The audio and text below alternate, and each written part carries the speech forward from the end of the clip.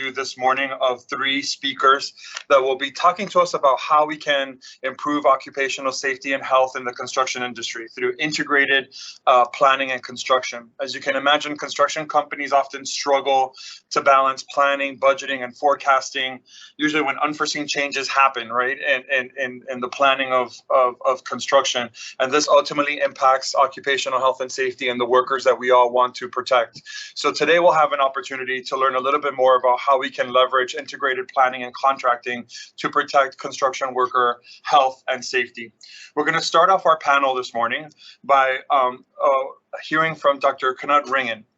And I'll have a moment to introduce our speaker in just a second, but want to remind you all that there is an opportunity to ask questions in between our speakers. Each speaker is allocated about 20 minutes to speak today, give or so.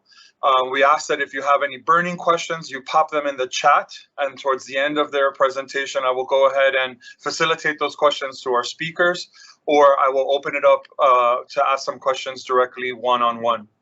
So without further ado, to go ahead and get started, it is my privilege to introduce Dr. Knut Ringen, who is our Senior Science Advisor at CPWR, that is the Center for Construction Research and Training in Washington, D.C., which he started. Over the years, he has directed a number of programs that have led to significant changes in safety and health policies in the U.S. and internationally, especially in the construction industry. Since 1996, he has led an effort to evaluate the health of older workers in America's nuclear weapons facilities and to provide them with compensation for occupational illness. He has an amazing, rich history in serving many different domestic and international professional organizations in safety and construction health, including serving as vice president of the construction section of the International Social Security Association since the mid-1990s. He is an elected fellow of the European Academy of Sciences and the Collegium Ramazzini, and author of 300 scientific publications and policy studies. Please join me in giving a warm welcome to Dr. Knut Ringen. Thank you and good morning. Good evening to you, but over here it's very early still. As you can see behind me, it's barely light. I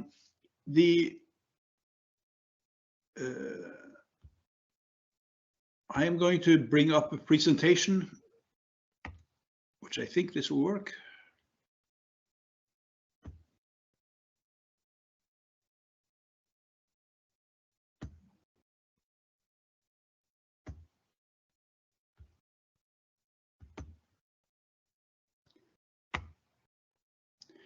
There, you should be able to see that. And we do. We are able to see. Yeah. And I call this presentation, which I've given a lot,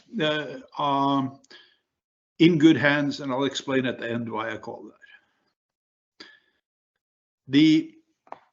A lot of my colleagues have helped me develop this over the years, and we call it a Vision Zero presentation. This is what ISA started, and I think many of you are familiar with Vision Zero and the goal of having an industry without any injuries or occupational illnesses.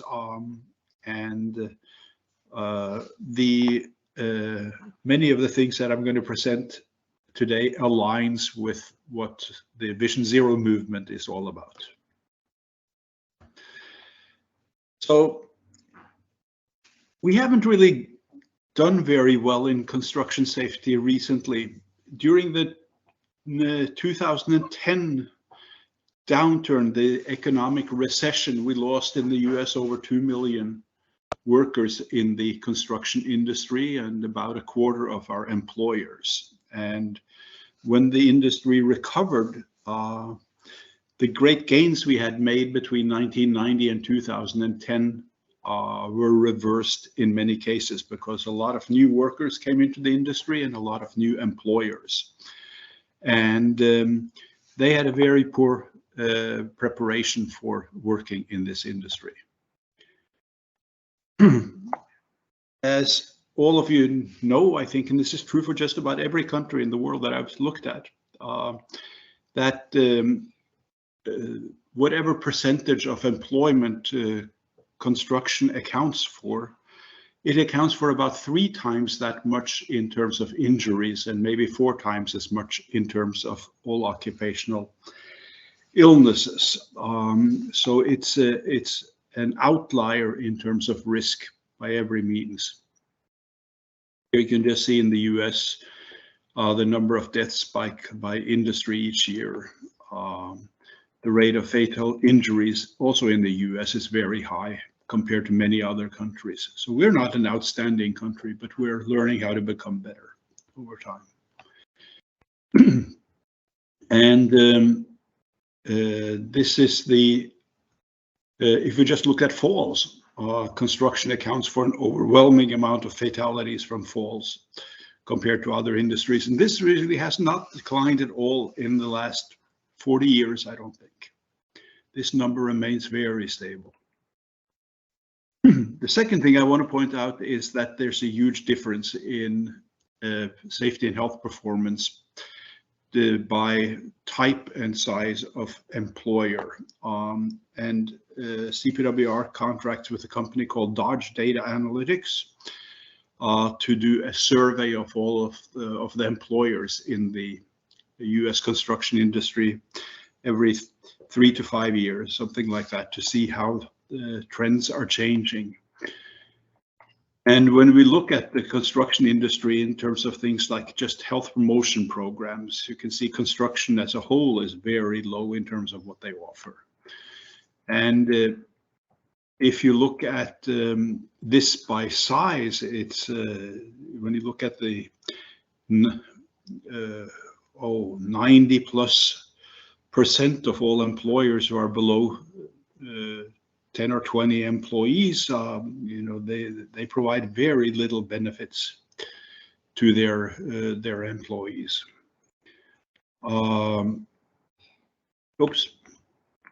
And if we look at these 5 basic things that we'd expect in any company, things like safety and health expectations are clearly defined and they're dealt with in more meetings, and that management participates in safety and health and that kind of thing.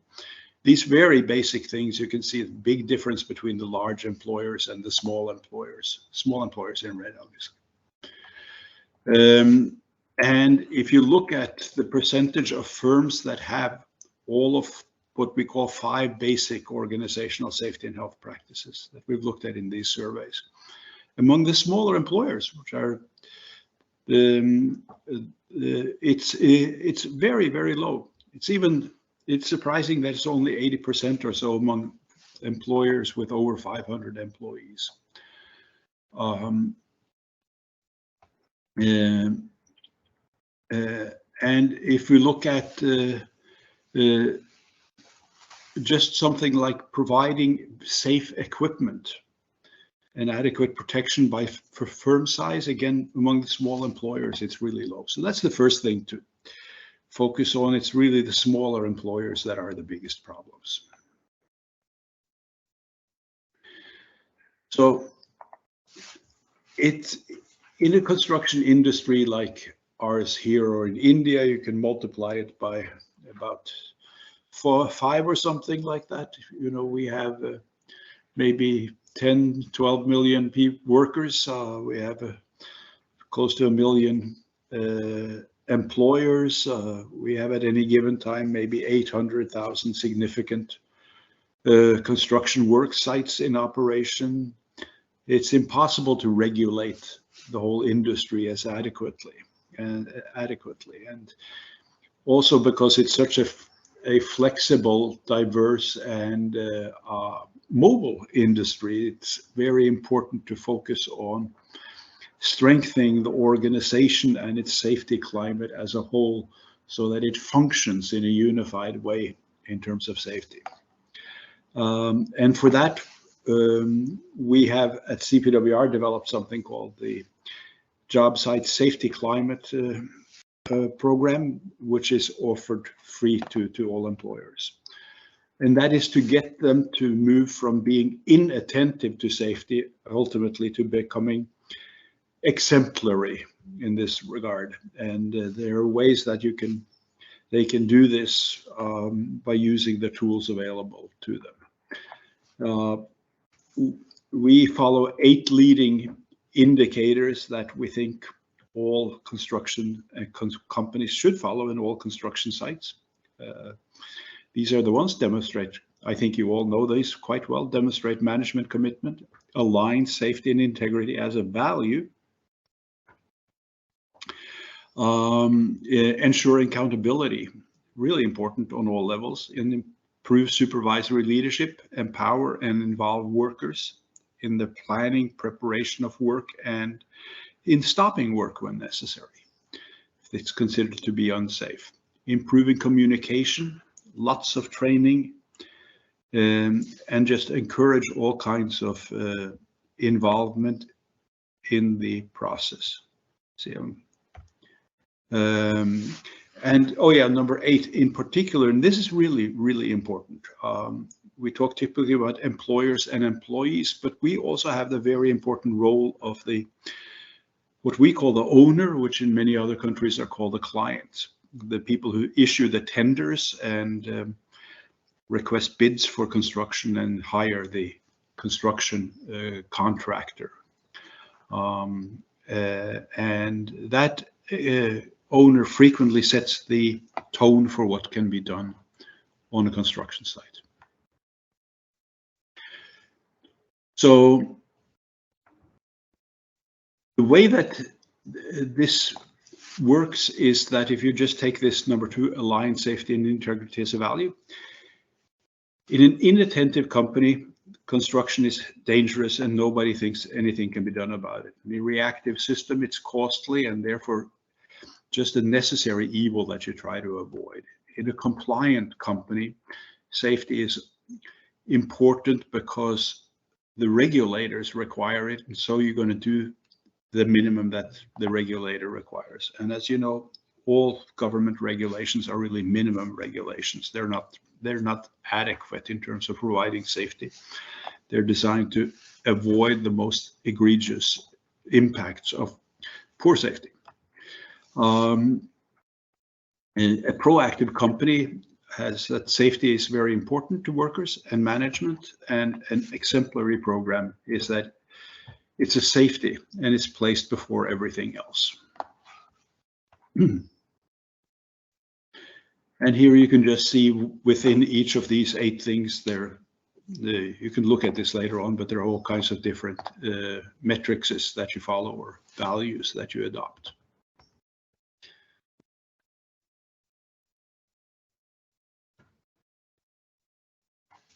The CPWR has developed these tools for it in particular, and they're really important. One is the worksheets and rating tools to see how well the company is doing on this. And there's one available for both, for all businesses, and other ones specifically for small businesses. And then related to that, or I say parallel, we've developed something called the Foundations for Safety Leadership. One of the things that we discovered many years ago, and maybe 30 years ago or so, is that the frontline managers, the guys who really manage production in construction, are very poorly equipped to do that job. They're really good craftspeople who are taken out of their job as a craftsperson and put into a leadership position, simply because they know how to do the work really well, but they don't know how to manage other people and they're not trained to do it. And so frequently their leadership has been suboptimal as a result of that. So this is a simple program to teach anybody the essence of what it takes to be a manager and a leader in safety. It's really important. Those things are freely available on the CPWR website. So here we come to in good hands, and there are 2 aspects to that. The first is that in 2008 to 10, we had a very large construction project in Las Vegas in the US. It was the largest private construction project at a time, with about 5 different prime contractors and and lots of subcontractors. And they were building new casinos and hotels in a very large scale. And it was a disastrous program where the workers finally walked off the job in the middle of a very bad recession, saying this is not safe enough. 8 workers had been killed by then on this job site. And the reason that I focus on that is that CPWR was brought in to assess what was going on that project. And it was the worst large construction project that we've seen in the last 50 or 60 years. So we're wondering what was happening there. All of the contractors on that job were large global leader contractors. They were all contractors who would say that they believe totally in safety, that safety is their #1 priority and all of this kind of stuff. But on this project, they threw all of that to the wind because the owner was willing to pay them a huge amount of money to build this project incredibly fast. And what we learned from that was that there was a lack of ownership, oversight by the owners in terms of safety. Total lack of it, total uninterest in it. Schedule above all took precedent over everything else. There was a lack of coordination between employers and between prime contractors and subcontractors, and all of the things that it takes to make a good program. There was an absolute missing safety culture, and the OSHA, which is our safety regulator, was nowhere to be seen. It was derelict in its duties. This is why the client is really important. And the client can be very important in many different ways. Most frequently, a client is the sort of problem client is the client that insists on just construction at the lowest possible price, low cost, so that they will select the contractor based on bids, based only on the amount of cost and not for any other considerations. This happens especially in a part of the industry that I call the resource poor industry. It's about 1/3 of it. It's where the owners or clients have very few resources. It's where the least well-capitalized and professional construction employers seek work and get work. And those employers, in order to keep their costs down, hire the lowest cost workers who are typically not very skilled in the US, mostly immigrant, frequently illegal immigrants. And that's where we have most of our safety problems. But it can also happen on a really large site which is well financed, money is no object, and where the leading contractors will abandon their commitment to safety just for money. So that's a challenge. And you can see here there were 5,000 workers, 8 deaths. The 80 years of lessons about safety were thrown to the wind. They had the same kind of death rates that the Empire State Building had when it was built between 1929 and 1930. Now we contrast that to this other project that was built at the same time or in the decade since then. It's a large nuclear power project, and we know that in the nuclear industry, safety is paramount. The nuclear industry in the US will be shut down if they don't take safety seriously. So if we compare outage work in different kinds of energy industries, and we compare nuclear to hydro energy, to fossil fuel energy, or to the others, including renewable energy. This was 10 years ago, so it's may have changed a little bit since then, but probably not much. You will see the nuclear industry is very low. The red bar here is very low compared to the others, both in terms of recordable injuries and what we call DART rates, which are serious injuries that requires days away from work or transfer to other kind of work. And if we look at outage work in the nuclear industry, we can see that the recordable and DART rates for injuries and illnesses are every bit as low as in things like and lower than in things like finance and this kind of thing, and much lower than in hospitals or in any other kind of manufacturing. So this is construction work done under supervision of a really responsible owner that requires absolute attention to safety.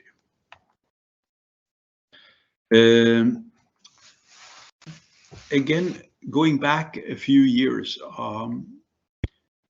in the UK, they discovered in 2000 that they had a big problem with safety, that they were really going backwards again, like we have in the US recently. And they commissioned a large study of all of the major injuries here. And these are the causal factors that they came up with based on what they learned from construction projects where there were fatal injuries. And if you look at that on the top, you can see situation awareness, planning, competence, tools, equipment, the work environments, the organization of the work site, management and supervision. All of these large things on the top had to do with planning and preparation of work. And another study that was done by the European Union about 10 years ago concluded that in terms of serious projects with serious injuries, it was a lack of planning that caused all of those injuries in more than 60% of the cases. So that's an overwhelmingly important thing that we start out with, that the owner has to be responsible, the employer has to be qualified, and the work has to be planned. Those three things are really important in terms of safety. And as they've done in the UK, where they've applied these principles to 3 large projects, the first Heathrow #5, the London Olympics, and the Crossrails project, which was just recently completed and opened in London. They took all of the knowledge that they have gained and applied them to the small to medium-sized employers that were hired as subcontractors on these projects. And they had tremendous success. If we just take the Olympic construction in the UK, I attended a large celebration of the safety record of that in London in 2012. 10 years ago now already.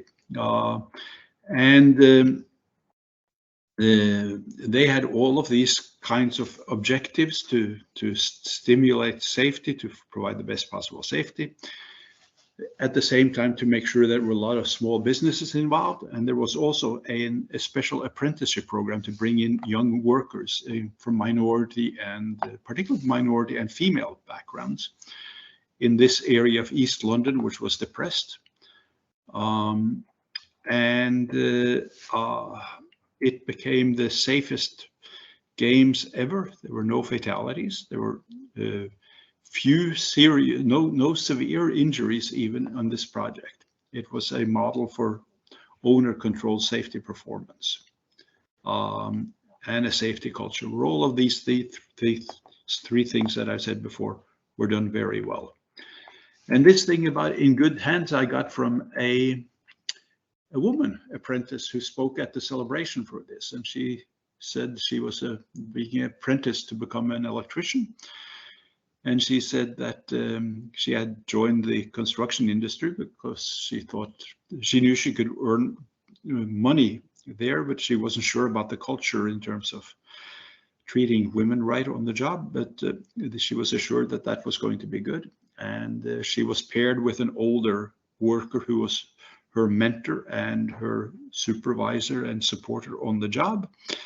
And she said not only did she learn her trade on that job, but she did it in a manner where she felt she was in really good hands. And that's the way we should have it in construction everywhere. Unfortunately, that's the exception by far rather than the rule. So we have a lot to do to get to that point.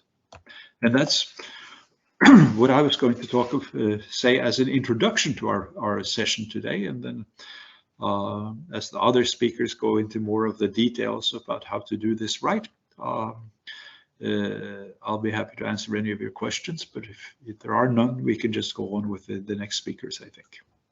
Thank you very much. That was terrific, and thank you again. Every time I hear it, I learn something new, and I'm reminded. We'll go ahead and open up the floor again for any questions from our colleagues that are joining us. If you feel comfortable, you should place your question in the chat, or you can also unmute yourself and just ask the question directly.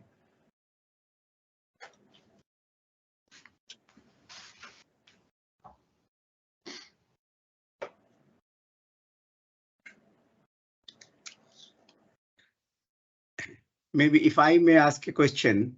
Yes, Dr. Sen, absolutely. See,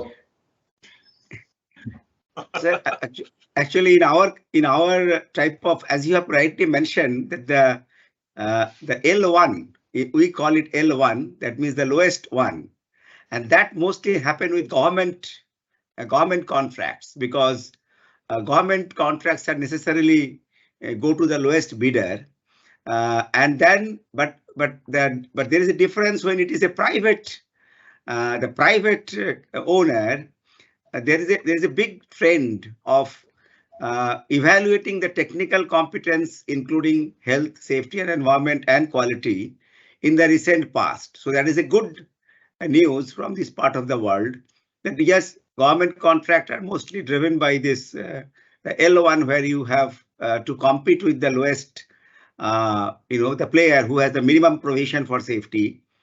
But we have so how do you think this happen in US? Is it the same problem with the government contracts, and are they trying to graduate? Is there any effort from OSHA or CPWR to improve that culture, and that may percolate also here subsequent? Yeah, we've developed model tenders, model language for tenders that cost, obviously, it would be irresponsible for government or anybody else not to take into account cost when you issue a contract. But you could stipulate that there is certain minimum requirements that those employers have to meet, which typically the tenders do anyway. And it's just a matter of ratcheting those up a little bit more than has been typically the case in the past. I don't know if things have changed in India now since I was there last, but there you also have the challenge of using these projects for maximum employment of unskilled workers, and a lot of work.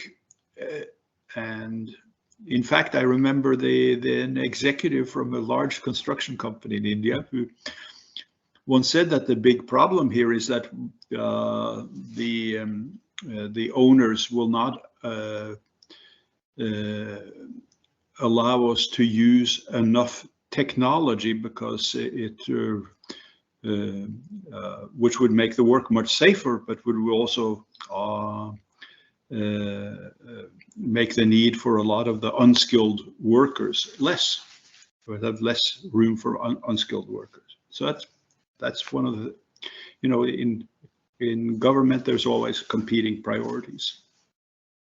Yeah, like that. But in I think in these construction projects that I talked about that are really good in the nuclear industry, or the ones in the UK that I talked about, cost was not a primary consideration there, but it was a consideration. We do have one question from online, if I can continue to streamline our discussion. The question is, how can EHS professionals involve themselves in influencing the planning of construction? That's a big question. $1 million. It depends on which level you're talking about. If you're, it's really important to start with the tender and to get that right, to get the bidding process right, and then once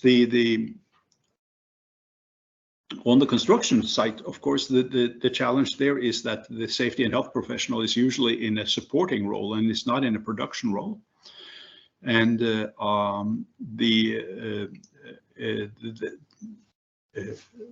best thing that a safety professional can do is to give really good and clear advice, and also be fairly insistent that it is the responsibility of those who supervise production to make sure that these things are taken into account. I think that's the best way I can answer. Excellent. Thank you. So be proactive. Oh, yeah. Sorry. Be proactive. Be proactive. If there's any concern about, and this is maybe the most difficult thing, is to stop work when it seems it's not safe enough to do. And yeah, indeed, prevention is important, and knowing when to create those breaks, and a stand down because something's not going right is very important. It takes foresight and public health prevention.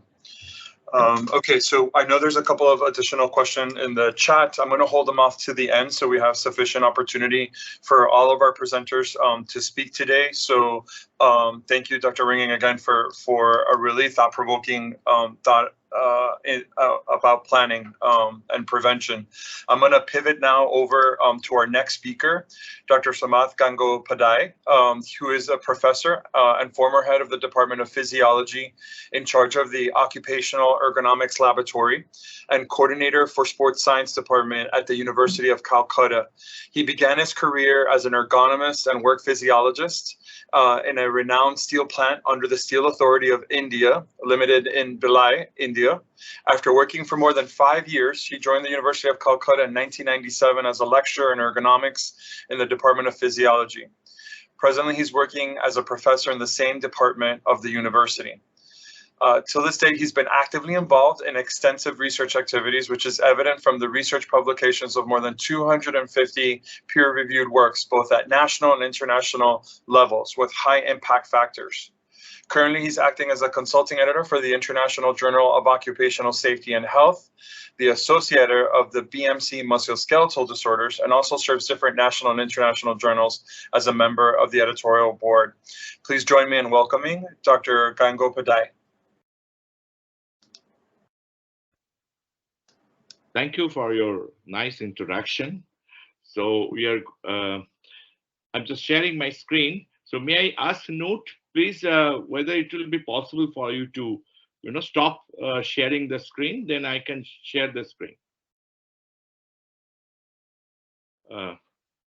Maybe first you have to, stop sharing your screen. Whether you have stopped sharing your screen.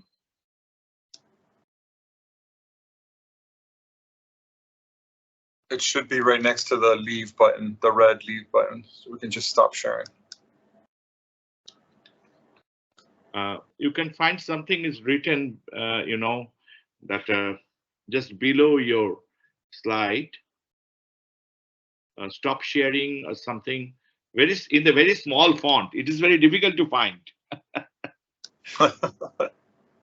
That's ergonomics. Yeah. Right. Now it is. So now I'm sharing my screen. It will take, a few seconds maybe.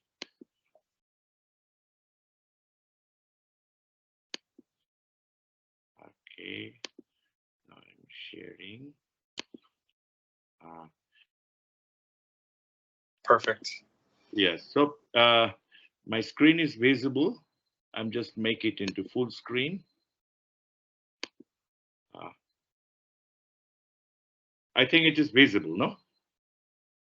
Yes, perfect, and full screen. Good, good, good. Thank you. So today I want to start with the last word, as Nut mentioned. That is the, the planning. The lack of planning is the main cause for the, in the accident. So today I'm going to discuss about the ergonomics. What is the function of ergonomics, application of ergonomics in the planning, and of course in the contracting part in the construction industry. So as we know, if we go through the internet, we will find these 5 steps to perfect the construction planning process. Initiate the project, create the project plan, execute the plan, track progress, and lastly that evaluate the project. But if we go deeply into this, the 5 steps, we'll find something is there, that is the human. We have to concentrate on the human, where the human, in which way we can increase the productivity of the human being in the workers, so that the planning, so that the productivity of the total organization will be increased. So if it is that, then we should go through the ergonomics. Normally we give these definitions of ergonomics. It is very common definition, but here's some things you will find in this definition, and which is very much related with the planning and the contracting, and of course in the different industries, including the construction industry. The ergonomics is the science of designing and arranging workplaces and tools, and of course the task. But why it is required? Because to fit the capabilities of the strength and limitation of the human body. So if we give a second thought about these things, that is the strength and limitations of the human body, whether we give proper, proper, whether we consider properly the, when we're planning something, the capabilities or the strength and the limitations of the human body or not. That's a very important thing, because this thing is very much required for the promotion of the safety, efficiency, and the well-being. So the productivity is totally related with this, that is the safety, efficiency, and the well-being. And so if we not give more importance to the human being, then in which way we can make a good plan for the particular thing. So you can say that the human is the center part of everything, like the environment, service, systems, information. And when we teach the, design, so we can say that the human-centered design, but I'm just changing that thing, human-centered planning and contracting. So it is very much required to consider the human being in case of the planning, for a good planning for the any sector. Like the 3 important things are very important, like the strength of the human being, the limitations of the human being, and the need and the requirements of the human being. So we have to consider we have to find out the strength of the human being, which is behind any productivity, any organization, the limitations. Of course, the limitations of the human being has some limitations, and during the planning we should consider that limitations also, and also the requirements, what is required for the construction workers, and what is very much required, like the safety, like the personal protective device is very much required. So in which way we can select the personal protective devices, in which way we can consider the when we go for the workstation design, the limitations, the body dimensions of the human being. So these are the very, very important things we should consider during the planning. So in which way we can incorporate some ergonomic like salt, in case of the integrated planning and the contracting part, in of course in the different industry, including the construction industry. The first one is the workstation design, then the material handling and the storage, then the task sequencing, then the safety equipment and the personal protective equipment, and then the training and education. But this is not the end. There's another 5 things also there, like the collaborative design, ergonomic risk assessment, worker participation and feedback, health and wellness programs, and lastly, the monitoring and the evaluation. So if we go more deeply over these different, that different things, different sections, then we find in case of the workstation design, that is a very important part in case of the for the ergonomics.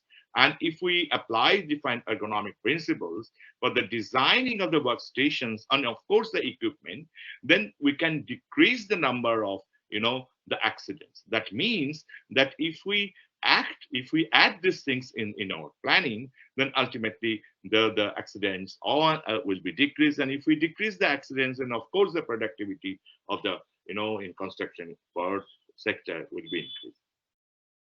Then the second thing is the material handling and the storage. So the plan for efficient material handling and the storage system is very, very important thing, because it will minimize the heavy lifting and also the time.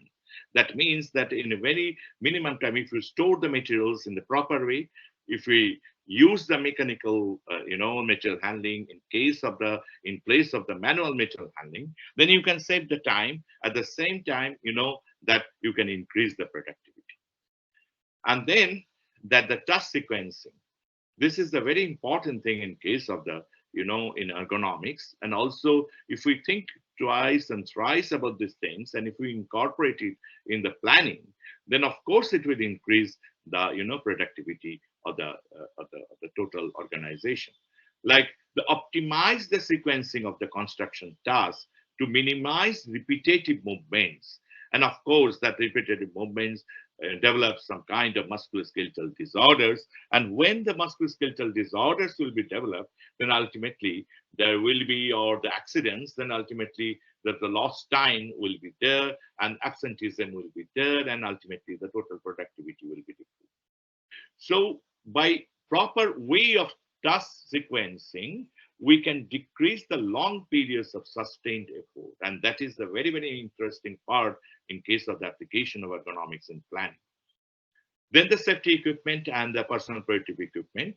And you can find that the selection of the safety equipment is a very, very important thing.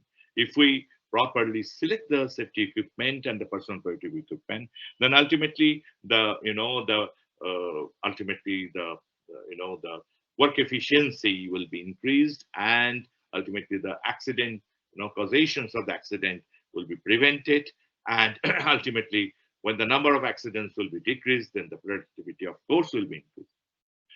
Training and education is an important thing. If we make a proper training method for the, for the ergonomic best practices, then it will be easy for the people if to do the work, and of course the number of accidents will be decreased. Collaborative design is a very important thing in case of the ergonomics to incorporate in the planning and contracting for the construction industry, like the involvement of the construction worker and the ergonomic expert. So they will design the planning stages of the project, and when they will design and planning in the different stages of the project, then ultimately there will be perfect planning and perfect designing will be there, and then ultimately we can increase the productivity. Health and wellness program, again, is a very important thing. So the implementations of the health and wellness programs for the construction workers to promote the overall well-being, and ultimately that will decrease the, the risk and the work-related injuries, and of course that will increase the productivity. But the very important thing what I consider, that is the evaluations and the monitoring of the interventions.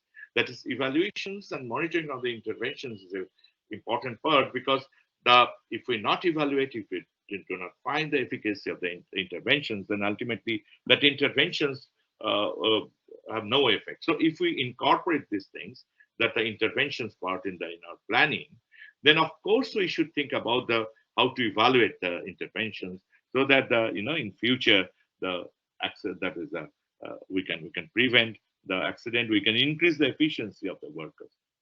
Ergonomics risk assessment is a very old, and of course it is a very new things, that for the increase for the safety awareness among the workers, to give all the data to the workers, and then ultimately we can prevent the accidents also.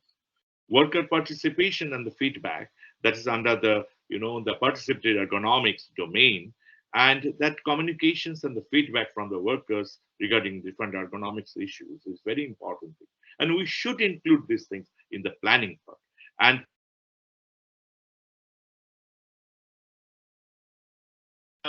conditions in the India and in the other developing countries, that that the intervention is there, but it is not a well-designed interventions. Like the wheelbarrow they're using, but there's one wheel is there. The handles are not adjustable.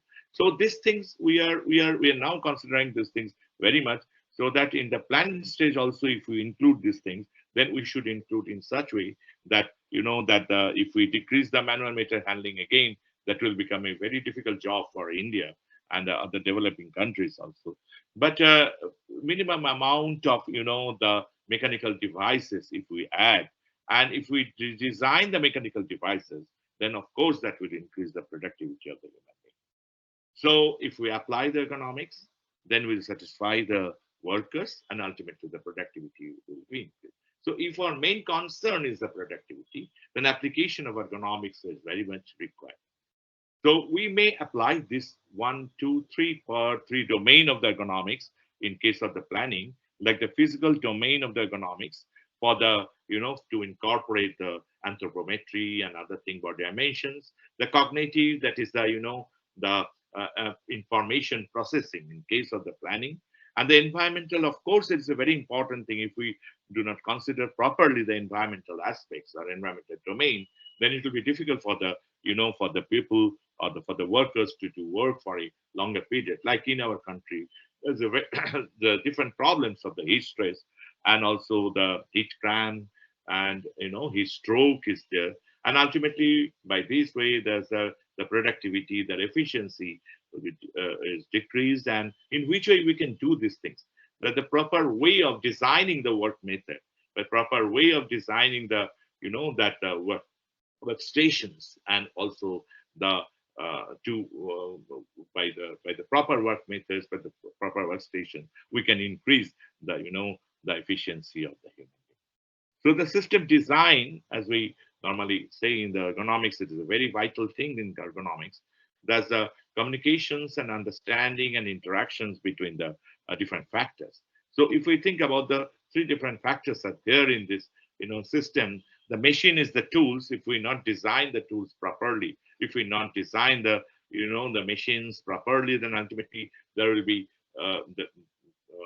the interaction will become very difficult for the human to interact with the particular things. And if we not make the environment in such a way, or if we not give the proper things to the human to fight with this, but with the adverse environment, like the physical environment, then again it will be difficult for the human being to increase the productivity. So here, in case of the the construction industry, we should give more emphasis on the machine design of the machineries, and in the planning that should be there, that is in which that the productivity of the human being will be increased.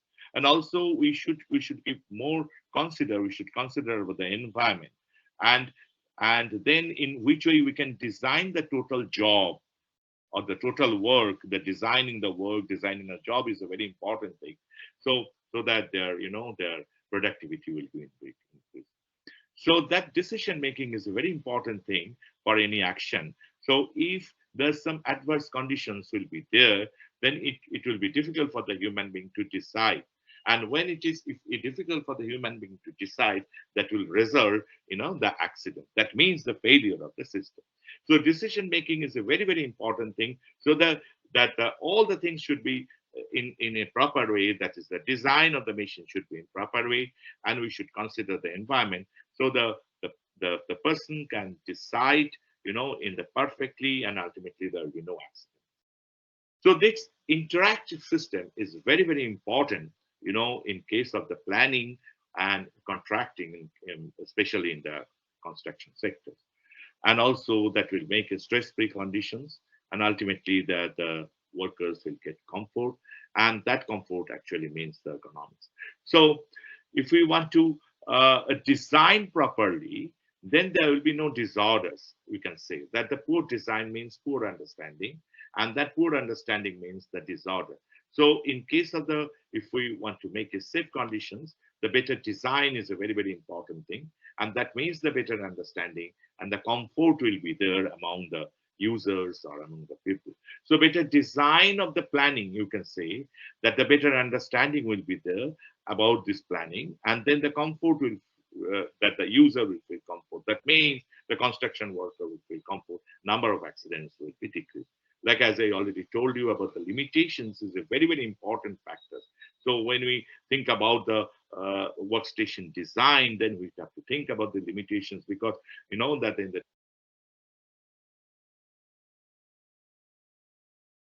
changes of in the different dimensions in the different country. So we have to, in our country, we are trying our best to make a data bank from which we can get all the data so that we can make a good workstation, especially for the construction workers. But of course, it is a challenging part in case of the, in economics.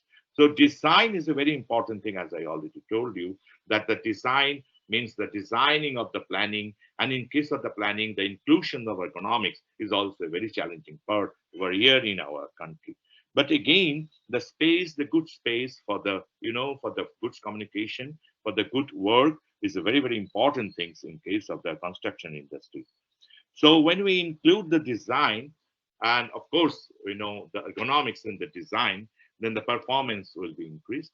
And so if we not include the design, then what happened?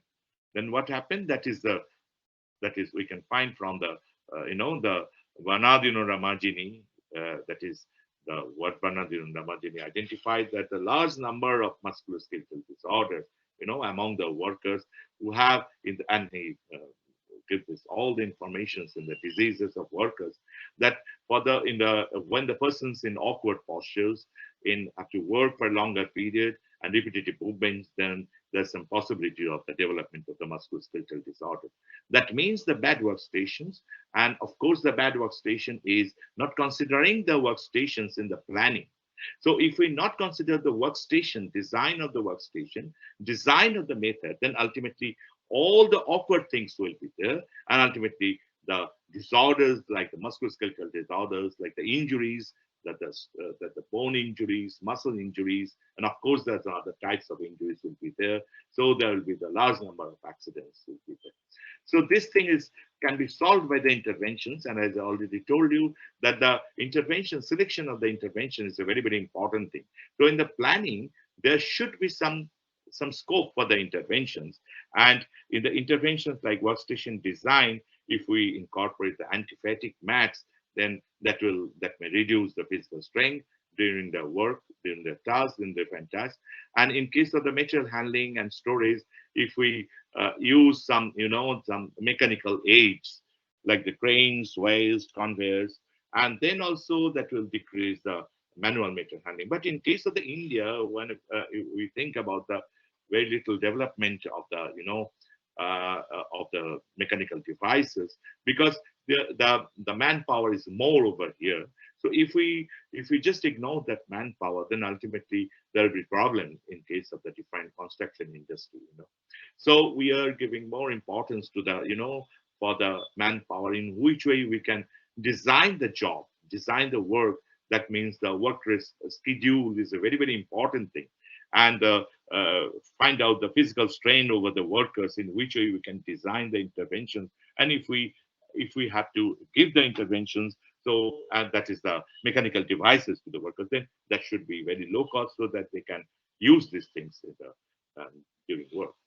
Task sequencing, as I already told you, that is the very important interventions, the rotating workers between different tasks that can help, that can prevent overuse injuries and also the musculoskeletal disorders.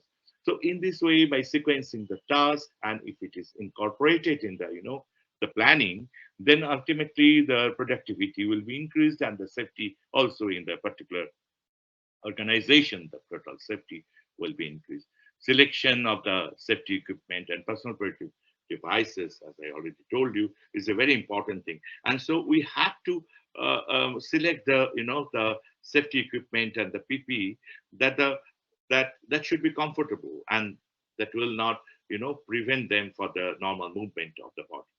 So these are all the things we should incorporate in the planning. and the contracting part in case of the construction workers to increase the productivity of the organization. Thank you for your kind attention and for your patience. That's all from my part. Thank you so much, Professor. That was awesome. I really appreciate how you integrate, both the cognitive psychosocial with the physical ergonomics. That's so critical for prevention. So we have the floor now for a couple of questions. So if you'd like to ask anything, please feel free to pop your question into our chat, or you can at this time unmute yourself and go ahead and feel free to ask the question directly.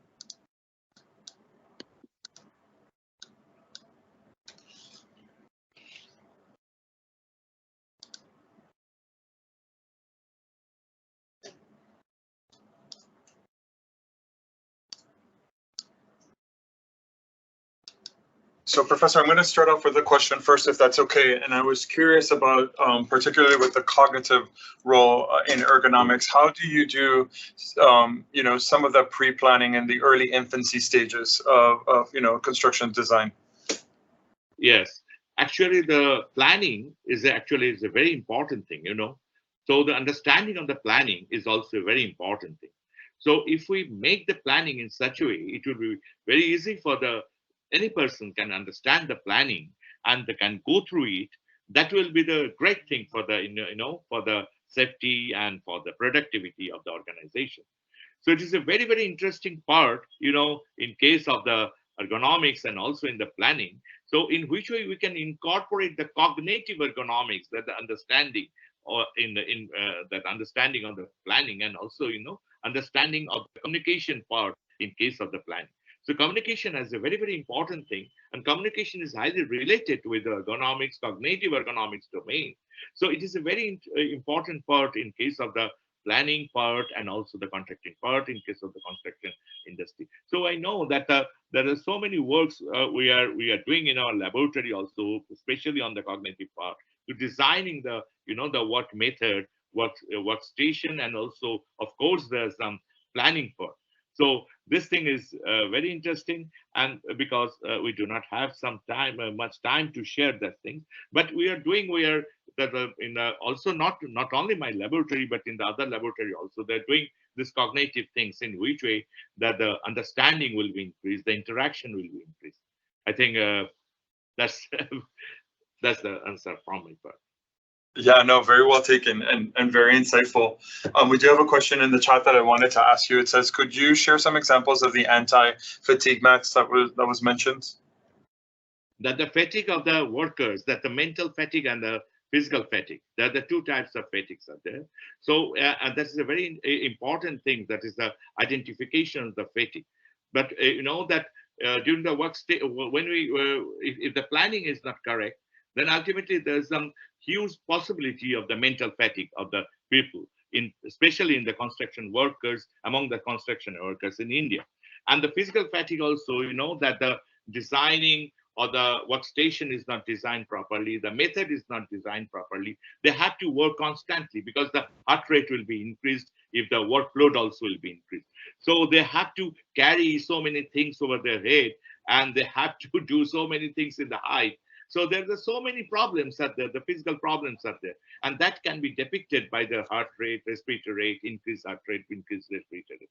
And ultimately, when that will reach the highest level, that is the fatigue. So it is very difficult for them to continue the work for, not more than 2 and 3 hours, but they have to work, they have to work for more than 8 hours, more than 10 hours in a particular different construction site.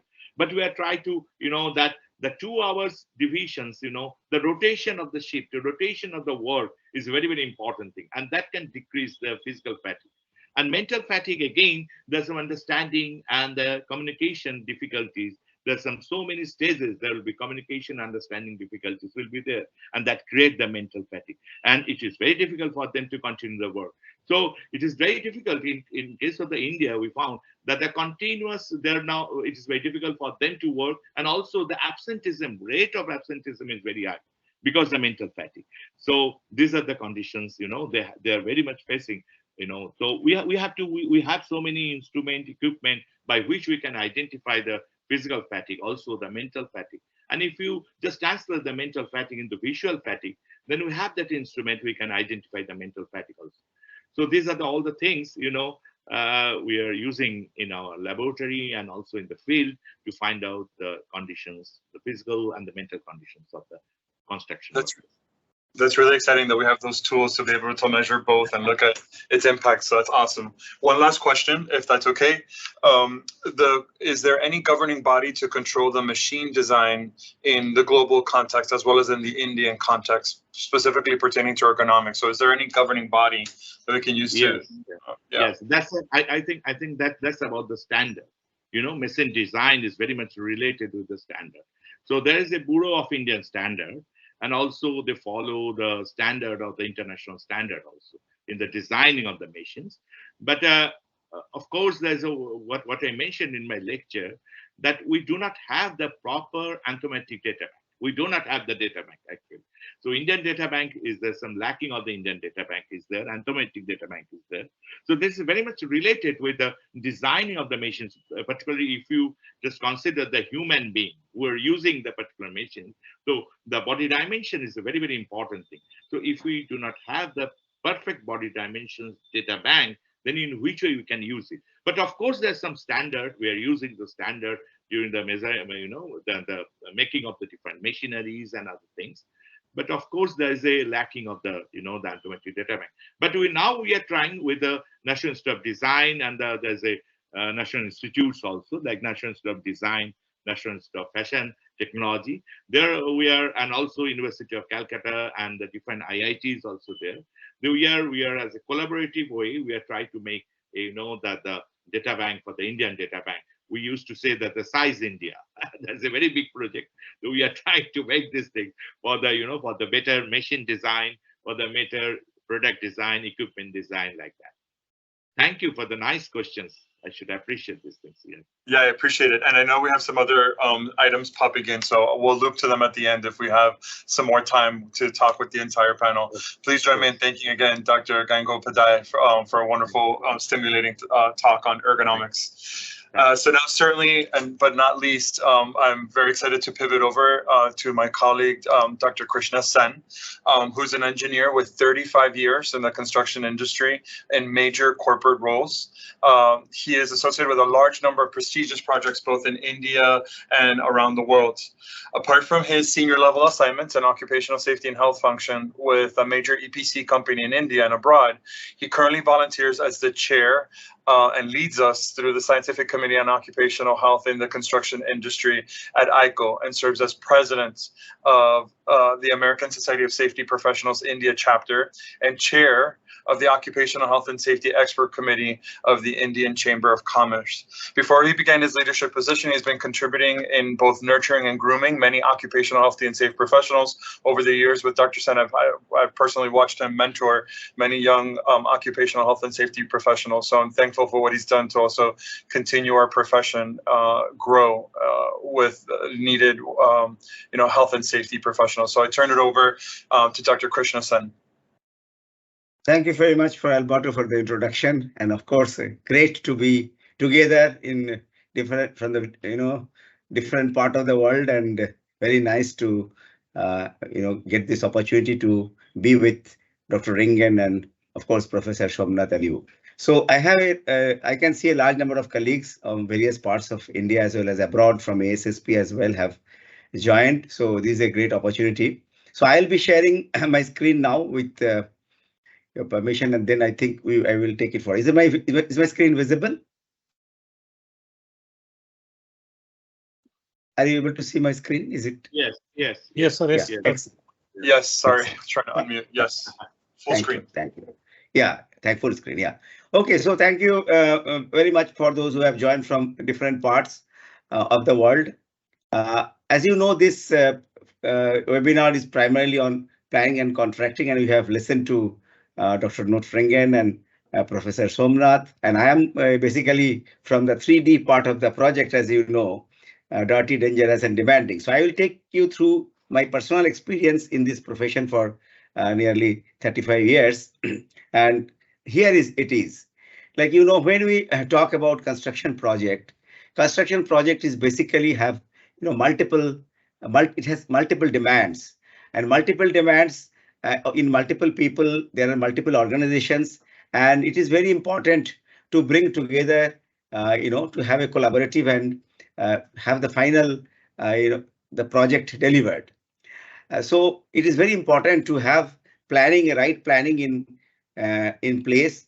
And of course, construction cannot happen anywhere in the world without contracting, because the owner, or we call it client or customer, he or she, or if it is a corporate or it's the government, they have to get a contractor or multiple contractors on board. If it is given to a major contractor, then he or she will have to subcontract it to many specialized contractor. And when multiple contractors come on the board, it is very important to have occupational health and safety properly integrated during the planning process, tendering process, and also during the execution process. So it is, and it will always require a continuous handholding and collaborations. And we have some good experiences, as some examples have been already cited by Dr. Ringen, and we also have several bad experiences where this absence of the coordination or integration of safety and health in each stage of the construction phase or the project phase. In fact, before construction, tendering, design, and on all these places have happened. So there are some, I have not populated too many pictures, but I think, if you see a glance at the project, in any project, you will find certain things which are being done good, or certain things not done so well. And if we go to the root cause, perhaps it will indicate in either of these two areas that whether the planning was right, and planning can be at macro level and also at micro level, and it can be on day-to-day level, and as well as how the various agencies are coordinating within their own space, as well as in the interspace, where other agencies are also having the overlap, because the space is limited. Multiple agencies will be working one with the other. Now, if you see the planning issues in a quick glance, it has the schedule is always crashing because the owner or the government, whoever is there who wants the project to be delivered, wants it in the shortest possible time. And there are many stages, including the drawing, procurement, delivery, shipment, and also having the the ODCs, the extra the oversized consignments. So there are multiple things, and there could be delays for multiple reasons. There could be, of course, some change once the project has been conceived. After some time, there could be some changes, some locational change, some direction change, some process change, and that will all impact to some extent the schedule. And with all the changes incorporated, adjusted, finally it comes to the construction when the time gets crashed. And there, the people who do the 3D job, as I mentioned a little earlier, they are the most vulnerable people. And then multiple more, suppose if we planned 5 agencies to work at a time, it may become 15 agencies, because everybody will have to complete the job in the same time. Now, if I see the logistics issues where planning could play a role, that list can go longer. It might include material transportation, the raw material, fabrication, loading of unloading of the material, and unloading in multiple points. Okay, not once, but multiple times. Storage, I have shown some picture now. And then internal transportation after the material comes to the premises. There could be multiple internal transportation, location change, material handling by crane at various level, manual material handling as well, marching of the crane, taking it from one place to the other, and of course procurement sequence is very important, because sometimes the material which are easy to buy are purchased and kept, but it is maybe the item which is required at the last, and then that eat up the space, and that become very difficult. It also happened with the fabrication or manufacturing of the material which will be required, and then once it is delivered, it shrinks the space for the construction. And that happened because every competing entity tries to complete their job as soon as possible and get the money out of the project. So unless there is a strong, coordination and, control, the safety and health will be the victim at the end, because when the space will be left every day, every moment, there will be a lot of challenges. Now, this is a schematic picture, like managing the occupational health safety. I also included the environment. It is if you see the major flow of the project, it can be in many ways. But if you see the project, there is a deliverable, there are various tasks, there are of course financials, estimation, resource timeline, and of course having a project schedule, original schedule. But it is very important that all the occupational health safety risks is actually encapsulating the total process and integrated at every moment and communicated in the right way. Otherwise, the planning will be devoid of all this consideration, and only the cost and the time will take precedence over the safety and health. And if we try to manage it at the later stage, it will be just doing it in a very ineffective manner rather than in a very comprehensive manner. So if you do it in the way previous way, which I've just mentioned, it improves the increased agility, the alignment. It also helps in the right budgeting, having the more informed decision making, and provides the time and the resources required. Yeah. Now coming to the specific important part of the integration of OSH in contracting. So it is actually basically on the selection, management, coordination of multiple agencies, because it is the key for having a safe and healthier and environment friendly construction. Now, what are the other issues in contracting is basically, if we come to the contracting part, as I have started with this slide, there could be a lot of changes because of the type of the construction keep on changing from civil to mechanical to electrical to equipment and finishing and so many things. So there will be change of contractors. There could be change of contractor because failure of the performance of the contractor being, not good. And those can, really impact the occupational safety health issue. It is very important to have the right contractor in place with all resources. Worker turnover, sometimes worker turnover is designed. They are not taken care well, and sometimes the subcontractor and subcontractor and subcontractor will bring workmen on specific condition and without and then training them, giving them the right personal protective equipment, giving the right place for staying. So all these become challenging unless we have a comprehensive look in the total contracting issue and ensuring all these things are properly met. The pre-qualification part.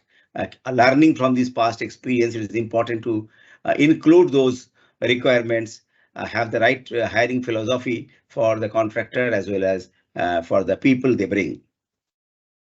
And then if we see and then going back, all this learning should actually go to the pre-award. At the pre-award stage, and the assessment of the job, and then having the delivery of the thing, and then having the right post-award evaluation and close out of the project. So this is a process which generally can be followed, but it is very important that safety and health become a part of each level of discussion. So you all know about the basic process, the request for inquiry, and then technical evaluation, the commercial evaluation, and of course the final discussion and finalization. In this stage, the occupational safety and health. As I am going in detail, you see the organization, the management, the resource, the past record, and all this the feedbacks, earlier feedback should be taken in consideration during the evaluation. Similarly, the commercial part, when we technical evaluation and followed by the commercial evaluation, they should have the right financial background to provide the basic facilities, the basic management structure, and also have the welfare facilities in place.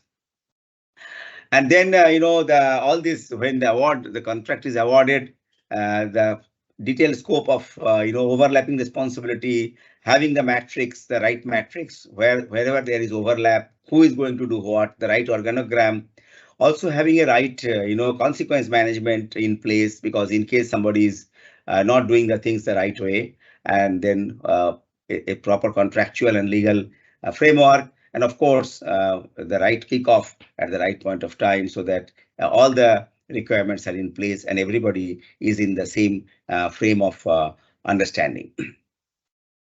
And after the contract, once the contract is in process, it is also very important to have the, the performance feedback, have the performance monitoring, have the improvement seminar, compliance, and so many things, so that, the total process is done in a holistic manner, and there is a continuous control on the management of the contracting and also the planning process.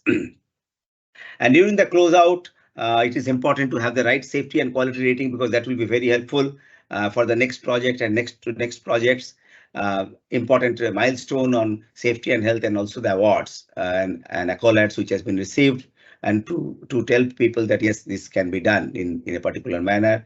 If there is some deficiencies, it is very important to have the consequence, and also use those details for the next projects. And this, if you see, I mean, I'm not going in detail, but it can be put in a nice flow chart, and then we can understand when we should do have the right selection through a very logical process of the past safety data, quality data, health data, and then that can go to the process of verification.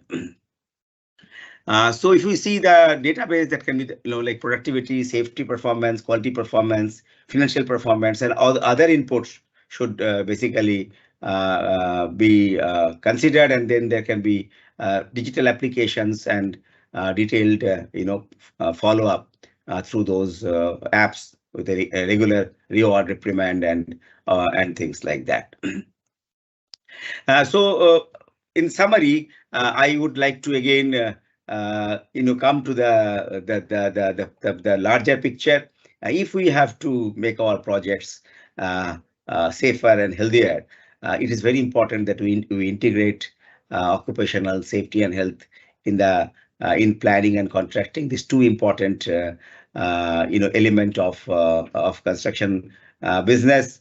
And of course, Vision Zero could be a very important transformational approach to facilitate that, because it will have the leadership commitment from all the level, from the owners or government side who is giving the project.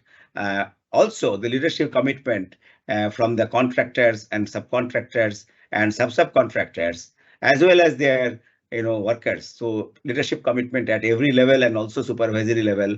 So it will come, but the top leadership commitment is very most important. Then it is also important to have the right identification of hazard and risk control, which is you can say the most important thing on a day-to-day basis, and also at the before the beginning of the project. The stakeholder engagement, not only the people who are on site, but the off site, as well as the visitors, the government people who are coming for inspection, etc., and also the community, because some of the projects which are cross country, like road projects, pipeline projects, transmission line projects, have a lot of interface with the stakeholders, the villagers, and then it's very important that they understand the occupational safety, health, and our detailed planning for that. And we had good experiences on our pipeline projects where the community people came and they appreciated that. So I think this is very important to have the stakeholders on board on the safety, health, and environmental plan through a proper planning and engagement. And the training and competency, which is another pillar of Vision Zero, to improve give the right training and the competency of the skilled people, because in construction, as Dr. Ringen was also mentioning, that in India, that statistically a large number of people come from an unskilled basket. So over 80%, I think so. And many people actually learn on site. So that actually affect the health and safety. So it is important to have on site on site, maybe a smaller way, training and competency development and hand holding, so that the skilled jobs can slowly be are learned in a right manner, and of course the right health and welfare and rewarding the safe performance. So I think as we move further from the current situation to a better or safer construction projects, we need to keep the Vision Zero on our site, and then give more and more focus on integrating occupational safety, health, and environmental requirement through planning and the subcontracting or contracting process. So that's all from my side. Over to you, Alberto. Yeah. Thank you so much, Dr. Sen. That was awesome, because there's so many, when you think about temporary construction workers that have short assignments on a site. How do we work around prevention, in anticipation of that? So I think you gave us some really cool tools to think about and how to do that. Let me now pivot over to our participants and see if there's any specific questions that we'd like to ask of Dr. Sen, and then I'll open it up also to our full panel in just a minute. So feel free to unmute. I do see a question for you, Dr. Sen, in the chat. So it says here, stringent time frame and time overrun of the project, resulting in the project people top down to take more risks taking decisions. How do you deal with maintaining the same safety standard in different phases of the project life cycle? Yeah, thank you, Deep, for a very nice question, and in fact, very important question, because you see, yes, this is a big challenge when there is a pressure, time pressure, which comes directly to the project, and unless we have a proper, you can say the float. I should say the float in the project management arm. So unless we have the right float in the beginning, everything will come to construction, and I mean the execution team who are doing the things. And so I think one option could be, there could be multiple options, and it is also possible that there will be ultimately, if we don't have the right float, we will have the problem. So one option could be, in this case, to have some float in the planning, and that is one part of it. And second part is that we have to have more stringent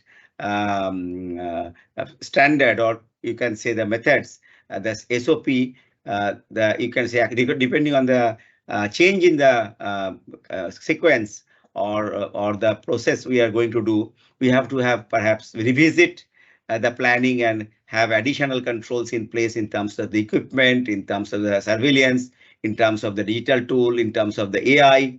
I think once we are able to not have the float, then perhaps we can have to have other controls which are available with us, with the AI, current AI, and more supervision, more training, and things like that, because the final date may be maybe which we may not be able to change. Yeah, thank you. Dr. Sen, we have another question asking basically if you could elaborate a little bit on the 3D jobs you mentioned. Oh, okay. 3D job is very, someone told me that you are in a 3D job. So after that, I liked that definition or description. 3D means dirty, dangerous, and demanding. So some people say that construction job is 3D job because it is very, very. You have to put your hands with sand, cement, paint, welding, grinding, gas cutting, and all these things. So some people say it is dirty. Some people say demanding and dangerous because, yes, you have to go to at 40, 50, 100, 200 meter height. And then demanding means, yes, Professor Gangapadhyay was telling, that from the ergonomics reference, it is really very demanding job in terms of the physical efforts required, and the time he was mentioning, 10, 12, 14, and n number of hours perhaps people like to put, so, or want people to put. So it is demanding in many ways. So that is why in a fond way, construction people call themselves, some of the construction people call themselves that we are in 3D jobs. Yeah. Yeah. Thank you so much. Okay, so I know we're just a little bit over our planned schedule time, but I do want to provide an opportunity for any of our members to ask any of our panelists again any questions about today's presentation or topic.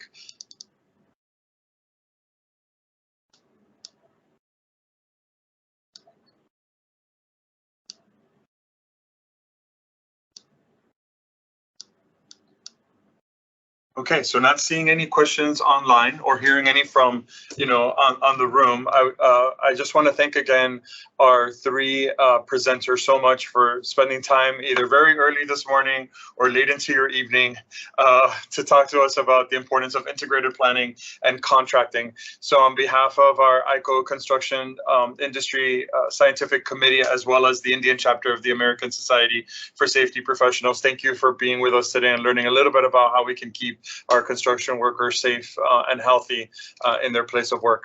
Wishing you a great evening or a good day. Take care. Thank you very much. Thank you very much, Alberto, and thanks all the panelists as well as all our participants across the globe. And thank you very much. It was very nice occasion to meet and share and greet everyone. Thank you. Thank you. And thank you, Dr. Sen, for your leadership of our committee. Right. Thank you. Thank you. Thank you. Thank you. Thank you very much.